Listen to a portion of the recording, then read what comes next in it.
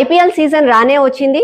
కొంతమందిని బెట్టింగ్ ఓబీలోకి దింపి వాళ్ళు వాళ్ళ కుటుంబాల లైఫ్ ని ఖరాబ్ చేసే సమయం కూడా ఆసనం అయిపోయింది. అసలు కొంతమంది బెట్టింగ్, జూదం, గ్యాంబలింగ్ ఇలాంటివి ఎందుకు ఆడతారు?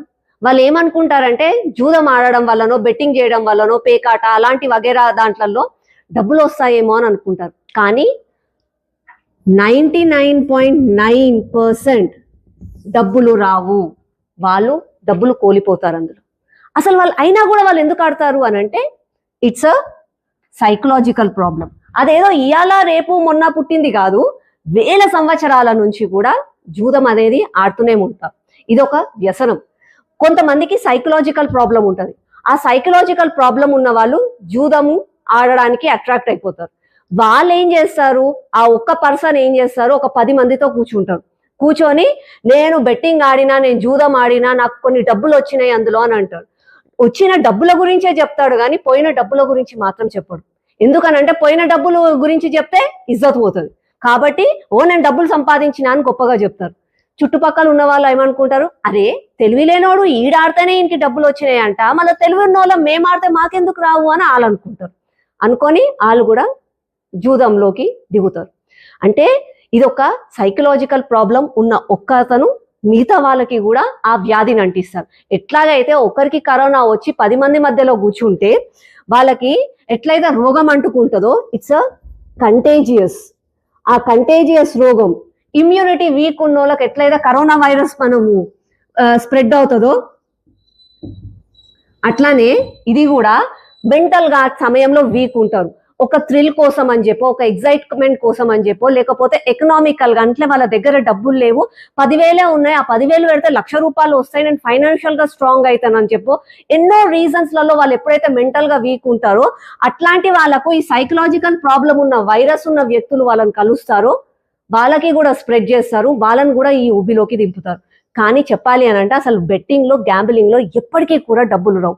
డబ్బులు వస్తాయి ఆ మూమెంట్ లో అని అనుకుంటారు కానీ అవి తర్వాత మాత్రం ఫుల్ లాస్ లోనే వెళ్ళిపోతాయి. ఫస్ట్ ఆడినప్పుడు యోయో బానే ఉంటది, తర్వాత అయిపోయి. జూదం ఆడడం వల్ల నష్టం వస్తుంది అని చెప్పి చాలా మందికి తెలుసు. ఆర్థికంగా నష్టపోతాము, కుటుంబ పరంగా అన్ని నష్టాలే ఉన్నాయని తెలుసు. కానీ అయినా కూడా వేల సంవత్సరాల నుంచి జూదం ఎందుకు ఆడుతున్నారు అని అంటే ఒక సైకలాజికల్ ప్రాబ్లం అని మనం ముందనుకున్నాం. దీంతో పాటుగా హ్యాపీ హార్మోన్, ఈ హ్యాపీ హార్మోన్ అన్నది చాలా డేంజర్ హార్మోన్. ఇది ఒక్కసారి హ్యాపీ హార్మోన్ ఉందంటే ఇక కష్టమే మనకి. హ్యాపీ హార్మోన్ అంటే ఏంది అని అంటే, ఫర్ ఎగ్జాంపుల్ ఎవరైనా 10 నుంచి 15 సార్లు జూదం ఆడారనుకోండి, క్రికెట్ బెట్టింగో, గ్యాంబ్లింగ్, పేకాటనో, గుర్రాలదే ఏదో ఒక విధంగా బెట్టింగ్ ఆడినప్పుడు, గ్యాంబ్లింగ్ ఆడినప్పుడు అందులో ఒక్కసారి మాత్రమే గెలుస్తారు.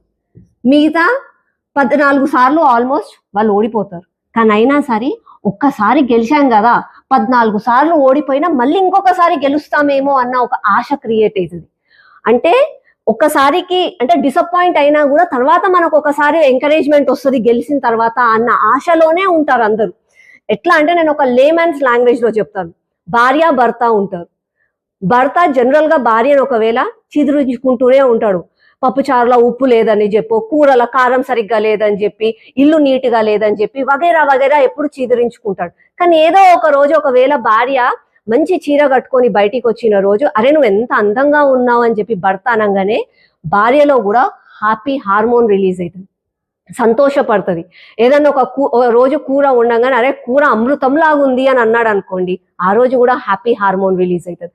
భర్త నెల రోజుల పాటు భార్యని విమర్శించినా, చీదరించుకున్నా, ఊరికి అది ఇది అని అన్నా సరే నెలలో ఒక్క రోజు ఆ మాట, మంచి మాట పొగిడినాడు కాబట్టి ఆ జర్నీ అలాగే నడుస్తుంది. అంటే ఒక్క రోజు 10-15 సార్లు ఓడిపోయినా ఒక్కసారి విన్ అయితే మళ్ళీ ఇంకొకసారి ఆడతారు. So the journey keeps on going. అట్లాగే ఇన్ని వేల సంవత్సరాల నుంచి కూడా ఈ జూదం అవుతూనే ఉంది. కానీ అందరూ కూడా గుర్తుపెట్టుకోండి, ఈ జూదం ఆడితే లాభాలు వస్తాయని అందరూ అనుకుంటారేమో కానీ రావు. 90% మాత్రం ఓడిపోతారు. ఏదో ఒక్కసారి లాభం వచ్చింది అని అనుకుంటారు కానీ ఆ లాభం ఒకవేళ ₹1000 ఉందనుకోండి, మిగతా 10,000 పొడగొట్టుకుంటారు. ఆ ₹1000 లాభం గురించి ఆలోచిస్తారు.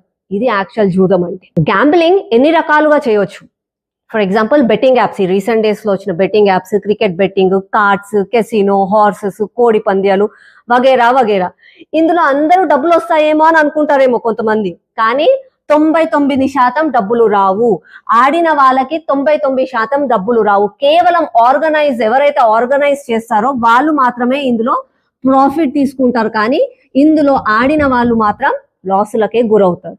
ఎట్లయితే ఒక జూదం ఆడిన అతను వాళ్ళు ఏం చేస్తారంటే, నాకు ప్రాఫిట్ వచ్చిందని మాత్రమే చెప్తారు. అతను ఎంత నష్టపోయిండు మాత్రం బయట చెప్పడు. ఎట్లాగైతే ఆడవాళ్ళు వాళ్ళ వయసులు చెప్పరో, అట్లాగే జూదం ఆడిన వాళ్ళు వాళ్ళ నష్టాలు చెప్పరు. కేవలం ప్రాఫిట్ వచ్చిందని చెప్పి వాళ్ళకున్న ఒక సైకలాజికల్ ప్రాబ్లం, ఒక రోగాన్ని ప్రతి ఒక్కరికి కూడా వ్యాప్తి చేస్తారు. కాబట్టి జాగ్రత్తగా ఉండండి. ఇప్పుడు ఈ రీసెంట్ డేస్ గా బెట్టింగ్ యాప్స్ అని వచ్చాయి.